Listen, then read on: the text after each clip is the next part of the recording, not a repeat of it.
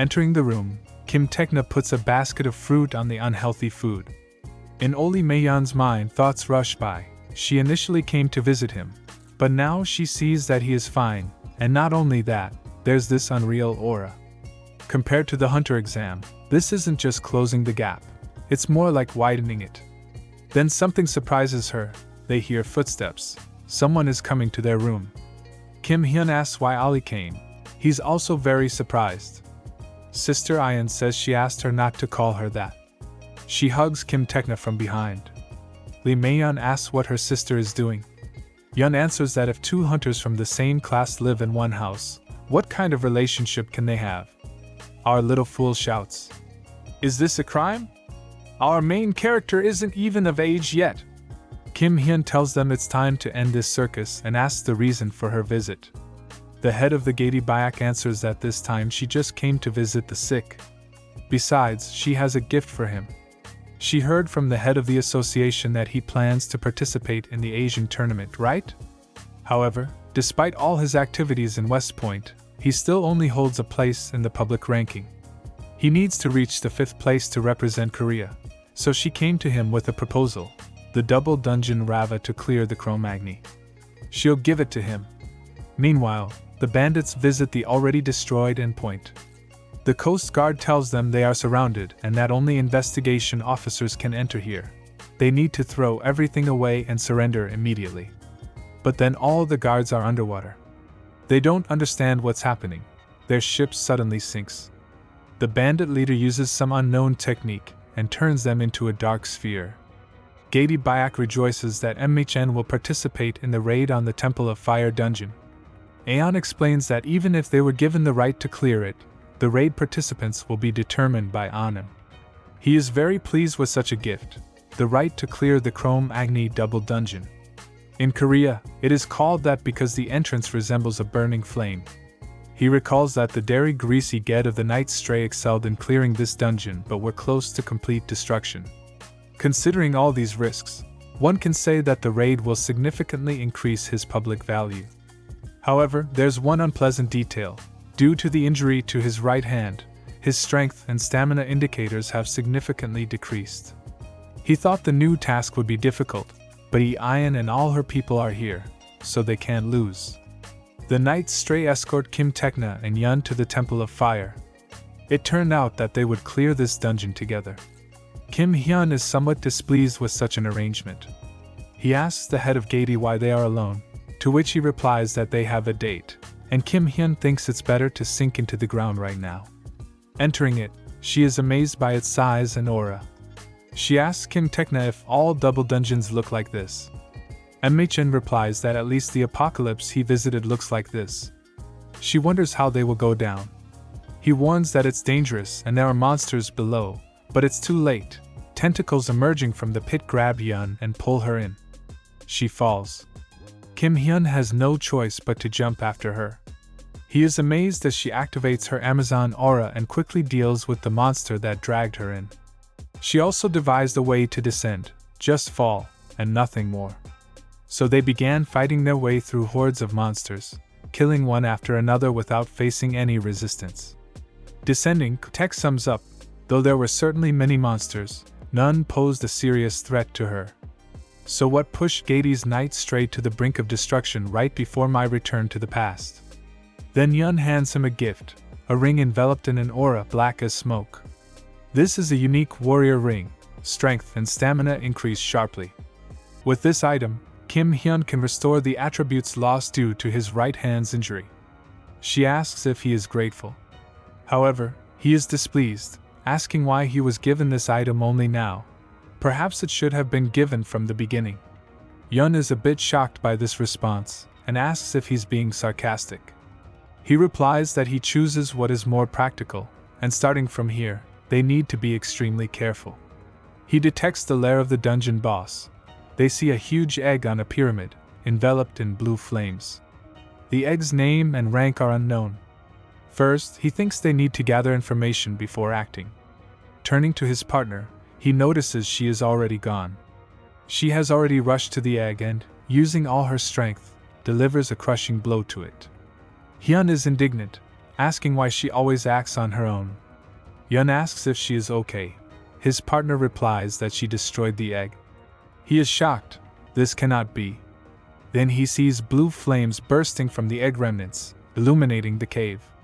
He wonders what's happening, what this is, and then the dungeon master addresses them.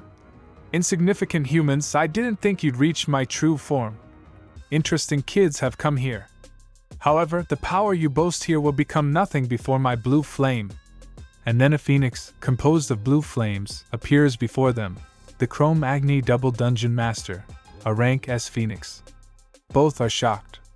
Phoenixes are monsters with incredible regenerative abilities and magic resistance. Hyun understands things are getting serious and warns Yun. "Beware of the phoenix with blue flames. This monster can control minds." However, it's already too late. His companion lands a crushing blow. He barely dodges it, realizing he must bring Yun to her senses. He uses the King's Knight's aura, driving her into the ground. But she concentrates her aura in her left hand and directs an attack at Kim Taehyung, causing a huge explosion. Meanwhile, the phoenix thinks how foolish humans are. Unexpectedly, chains emerge from the ground, entangling Yun. Kim Taehyung says it will be a bit painful but bearable. Yun spits blood and falls unconscious. The paralysis chain's effect is temporary. She will recover when she wakes up. But this doesn't matter since he will deal with the phoenix first. The dungeon boss asks Kim Taehyung if he liked his entertainment, and our main character responds in his usual manner. "The chicken managed to surprise me." My dear companion dodges the phoenix's furious attacks, appearing behind him. He delivers his attack, but it doesn't have much effect on the phoenix, whose body is made of flames. No matter how much Kim Taehyung cuts him, he can't extinguish it. No human can do this. The phoenix assumes its gigantic form, attacking with its breath. Clinging to a stone steel with a chain, Kim Hyun dodges this attack, analyzing the phoenix's strength. Extraordinary regeneration, such power. This isn't an ordinary phoenix. It's a grand phoenix. Grand is a monster with exceptional strength, different from others. To distinguish it, grand was added to its name. And of course, rank estimates. If this is a Des Grand Phoenix, with Kim Taehyung's skills, he won't defeat it. The only chance is to use the Predator skill. However, it might get out of control, as it did last time. He can't use it except for finishing off, but without it, victory is impossible. What should he do? Unexpectedly, his companion wakes up and finds herself bound in chains. She asks many questions, almost what happened and where this damned phoenix came from. The hero tells her not to move. She asks if he did this and begs him to release her. He replies, "How can I release someone whose mind was controlled?" She excuses herself, saying she was caught off guard. What's done is done. She won't make such mistakes again, so he must untie her. The phoenix asks them how they dare act like this in front of him. It seems they don't understand his power. He delivers 2 powerful attacks, and now they will show this bird its place. The phoenix says it's all useless. Kim Taehyung activates the monarch's heart, enhancing his and Yun's abilities. Using her full power in berserk mode, she unleashes a flurry of attacks on the phoenix, destroying its body with each strike. But in the end, her strength isn't enough. Using every last drop, she falls unconscious. However, not much is left of the phoenix either. It tries to destroy her with its flames, but Taehyung binds it with his chains, stopping it, and says it's better not to lose vigilance. In the end, he consumes the phoenix using the Predator skill. The Stray Guild is already nervous in the dungeon, wondering why they are taking so long. But they remember there are 2 S-rank hunters there and calm down. They see someone coming out of the portal and ask, "Is that you, leader?" But they see it's Kim Taehyung carrying their leader and announcing that the Temple of Fire is cleared. The news starts covering this story, and Kim Taehyung begins reading it. She wonders how these fools let this slip into the network. They answer they couldn't contain it since clearing the dungeon is a serious matter, to which their leader replies, "Then let's all just die together." The association president enters her room, asking if she is okay. Seeing the scene, he understands she is fine. Walking down the street, he asks what she has to say. Kim Taehyung can't say much because she lost consciousness in the end. It was Taehyung who dealt with the Grand Phoenix and explained everything afterward. It's been only 2 days since the cleansing of the Temple of Fire. Kim Taehyung announced that he was heading into the depths of the abyss. The association resident was astonished by how powerful he wanted to become. The depths of the abyss represent colossal growth. But isn't that good for our country? However, Yun doesn't understand why everyone strives for development and satisfaction upon reaching a certain level, wanting to take a break. Taehyung, on the other hand, doesn't plan on stopping. Instead, he continues to seek any opportunity for further growth. Why does he want to become so strong? The association president suggests that it might be altruism, the desire to benefit the country. We live in an era of fierce monsters. The country must survive this terrible time, and the strong desire to help is what drives him. Meanwhile, we see numerous slain adventurers in the depths of the abyss and the blood oath with the Prince of the Abyss, the vampire Lord Ignu, whose rank is unknown. A mysterious person thanks him for this. The Prince of the Abyss asks what it feels like to gain the power of a vampire clone, and this person turns out to be an important hunter of Korea, Jang Lipin. He says that many possess similar skills, but he is the strongest. We move to the entrance of the abyss, guarded by 2 guards. Kim Taehyung enters and nostalgically remembers how long it has been since he was last there. He is met by Paul Baker, a member of the World Hunters Association and the manager of the 22nd Zone of the Abyss. Paul mentions that judging by the records, this is Kim Taehyung's first time in the abyss. In that case, he should hire guides, as even ranked hunters hire other hunters for safety. However, our main hero is not one of those. He says there's no need for it. At that moment, a huge worm appears behind them.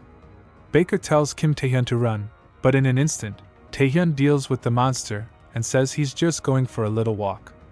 We see Kim Taehyung's usual stroll, with a massive number of defeated monsters lying on the ground, their bodies scattered. We learn that by absorbing the Phoenix, he reached 200 mana units.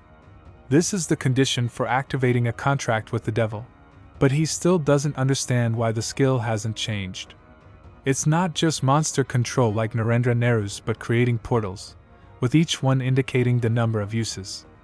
This means the skill is one-time use. He thinks that the predator effect has influenced the skill again.